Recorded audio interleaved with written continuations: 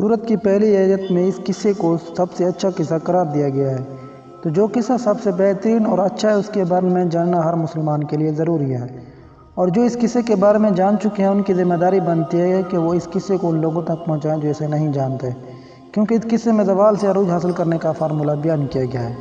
حضرت یوسف علیہ السلام کے جسم مبارک کو دریائے نیل کے درمیان کیوں دفن کیا گیا، اور جب حضرت موسیٰ علیہ السلام کو مصر چھوڑنے کا حکم ہوا تو وہ اپنے ساتھ حضرت یوسف علیہ السلام کا جسم مبارک اپنے ساتھ کیوں لے کر گئے؟ تو چلو شروع کرتے ہیں آج کی یہ ویڈیو۔ السلام علیکم دوستو، آپ دیکھ رہے ہیں جیم ٹی وی 7۔ سیدنا حضرت یوسف علیہ السلام اللہ تعالیٰ کے امتحانوں میں ثابت قدم رہے اور صبر کرنے والے ثابت ہوئے تو اللہ تعالیٰ نے بادشاہی عطا کی۔ تو ناظرین، جب حضرت یوسف علیہ السلام کے سوتیلے بھائی اپنے والد محترم سیدنا یعقوب کے حکم پر دوبارہ مصر پہنچے اور اپنے بھائی بنیامین کی رہائی کی درخواست کی تو اس موقع پر انہوں نے سیدنا یوسف علیہ السلام کو حضرت یعقوب کا پیغام پہنچایا۔ جب سیدنا یوسف علیہ السلام نے اپنے والد کا خط پڑھا تو زار و قطار رونے لگے، جس کے بعد انہوں نے اپنے بھائیوں کو بتایا کہ وہ یوسف ہیں جسے وہ بچپن میں کنویں میں پھینک آئے تھے۔ یہ سن کر ان کے بھائی نے ان سے معافی مانگی تو حضرت یوسف نے انہیں معاف کر دیا اور اپنے بھائیوں سے کہا، تو اب تم لوگ میرا یہ کرتا لے کر گھر جاؤ اور ابا جان کے چہرے پر اس کو ڈال دو تو ان کی بینائی واپس آ جائے گی، تو تم سب گھر والوں کو ساتھ لے کر میرے پاس مصر آ جانا۔ یہ سن کر سیدنا یوسف کا بڑا بھائی یہودا کہنے لگا، یہ کرتا میں لے کر جاؤں گا، کیونکہ ماں یوسف کا بکری سے خون سے رنگا کرتا میں ہی لے کر گیا تھا، جس سے میرے باپ کو تکلیف ہوئی تھی۔ آج جب میں یہ کرتا لے کر جاؤں گا تو یقیناً وہ مجھ سے بہت خوش ہوں گے۔ یہودا یوسف کا کرتا لے کر خوشی خوشی مصر کنعان کی طرف روانہ ہوا۔ حضرت یوسف نے اپنے بھائیوں کے ساتھ اپنے والد اور سب خاندان کو لانے کے لیے 200 سواریاں بھی بھیجی ہیں۔ یہودا جیسے ہی سیدنا یوسف کا کرتا لے کر مصر سے کنعان کی طرف روانہ ہوا تو ادھر کنعان میں سیدنا یعقوب کو اپنے لخت جگر اور جان سے پیارے بیٹے حضرت یوسف کی خوشبو محسوس ہوئی، تو انہوں نے اپنے پوتوں سے ان کا ذکر کیا۔ اس بات کو اللہ تعالیٰ نے قرآن کریم میں ان الفاظ میں بیان کیا ہے کہ سیدنا یعقوب کہنے لگے کہ اگر تم مجھے یہ نہ کہو کہ وہ بوڑھا سٹیا گیا ہے تو مجھے تو یوسف کی خوشبو آ رہی ہے۔ تو حضرت یعقوب کے پوتوں نے کہا، تم آپ بھی ابھی بھی اس پرانی بات پر پڑے ہوئے ہو، بھلا کہاں یوسف اور کہاں ان کی خوشبو؟ تو جب برادران یوسف ان کا کرتا لے کر گھر پہنچا اور اپنے والد کے چہرے پر ڈالا تو ان کی آنکھیں درست ہو گئی اور ان کی روشنی واپس آ گئی، جس پر سیدنا یعقوب علیہ السلام نے کہا، میں نے نہیں کہا تھا تم سے کہ اللہ تعالیٰ کے بارے میں جتنا میں جانتا ہوں تم نہیں جانتے؟ پھر یعقوب نے تہجد میں اللہ تعالیٰ سے اپنے بیٹوں کی معافی کی دعا کی اور آپ کی دعا کی وجہ سے تمام برادران یوسف کی بخشش ہو گئی، اور اللہ تعالیٰ نے یہ خوشخبری سنائی کہ آپ کے بیٹوں کے گناہوں کو آپ کی دعاؤں سے معاف فرما دیا گیا۔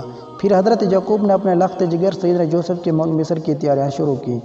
حضرت یعقوب علیہ السلام کے خاندان کے کل 72 یا 73 آدمی تھے جو مصر روانہ ہوئے۔ جب حضرت یعقوب کا قافلہ مصر کے قریب پہنچا تو حضرت یوسف ایک عظیم الشان جلوس کے ہمراہ آپ کے استقبال کے لیے آئے۔ اس جلوس کے دونوں طرف مصر کی عوام بادب کھڑی تھی۔ حضرت یعقوب علیہ السلام نے اپنے بیٹے یہودا سے پوچھا کہ کیا یہ فرعون مصر کا لشکر ہے؟ تو یہودا نے انہیں بتایا، نہیں ابا جان، یہ لشکر فرعون نہیں، یہ آپ کے بیٹے سیدنا یوسف علیہ السلام کا لشکر ہے جو آپ کے استقبال کے لیے آیا ہوا ہے۔ سیدنا یعقوب علیہ السلام اس بات پر حیران ہوئے تو اتنے میں حضرت جبرائیل علیہ السلام تشریف لائے اور آپ نے سیدنا یعقوب علیہ السلام سے فرمایا کہ اے اللہ عز و جل کے نبی، ذرا سر اٹھا کر آسمان کی طرف بھی دیکھیے، آپ خوشی میں شرکت کے لیے فرشتوں کا حجم غفیر بھی ہے، اور ان میں وہ فرشتے بھی شامل ہیں جو آپ کے غم میں آپ کے ساتھ روتے ہوئے۔ اس کے بعد سیدنا یعقوب علیہ السلام اپنے فرزند حضرت یوسف علیہ السلام سے ملے۔ 40 سال بعد ہونے والی اس ملاقات نے باپ بیٹوں کو آبدیدہ کر دیا، تو دونوں دیر تک ایک دوسرے کے گلے لگے رہے۔ پھر حضرت یوسف نے اپنے خاندان کو لے کر اپنے دربار میں پہنچے اور سیدنا یعقوب علیہ السلام کو سہارا دے کر اپنے تخت شاہی پر بٹھایا، اور ان کے ارد گرد آپ کے 11 بھائی اور آپ کی سوتیلی ماں بھی بیٹھی تھی۔ اس کے بعد شاہی آداب کے احترام میں سب نے سیدنا یوسف علیہ السلام کے سامنے سجدہ کیا۔ تفسیر میں یوسف میں لکھا ہے کہ یہ سجدہ تعظیمی تھا جو اس وقت جائز تھا جب سب کے سب حضرت یوسف کے سامنے سجدے میں گر پڑے، تو اس کے بعد انہوں نے اپنے والد سے کہا کہ ابا جان، یہ پہلے خواب کی تعبیر ہے، بے شک اسے میرے رب نے سچا کیا، اور بے شک مجھ پر احسان کیا کہ مجھے قید سے نکالا اور آپ سب کو گاؤں سے لے آیا، اور اس کے بعد شیطان نے مجھ میں اور میرے بھائیوں میں ناچاقی کر دی۔ بے شک میرا رب جس کام کو چاہے آسان کر دے، بے شک وہی علم و حکمت والا ہے۔ یعنی میرے 11 بھائی ستارے اور میرا باپ سورج اور میری والدہ چاند ہیں، یہ سب مجھ کو سجدہ کر رہے ہیں۔ اس کے بعد بادشاہی مصر حضرت یوسف پر ایمان لے آیا، اس نے ساری بادشاہت آپ کے حوالے کر دی۔ اس طرح بنی اسرائیل کو مصر میں حکومت مل گئی اور یہاں آباد ہو گئے۔ حضرت یعقوب علیہ السلام نے اپنی باقی زندگی حضرت یوسف کے ساتھ خوش و خرم گزاری۔ سیدنا یعقوب علیہ السلام تقریباً 24 سال تک مصر میں رہے اور پھر ان کی وفات ہو گئی، جس کے بعد حضرت یوسف نے انہیں ان کی وصیت کے مطابق فلسطین میں دفن کیا۔ حضرت یعقوب کی وفات کے بعد حضرت یوسف نے مزید 23 سال مصر پر حکومت کی۔ آپ علیہ السلام نے 120 سال کی عمر میں وفات پائی۔ سیدنا یوسف علیہ السلام کی وصال کے بعد ان کی تصویر ان کے چاہنے والوں میں اختلاف پیدا ہو گیا۔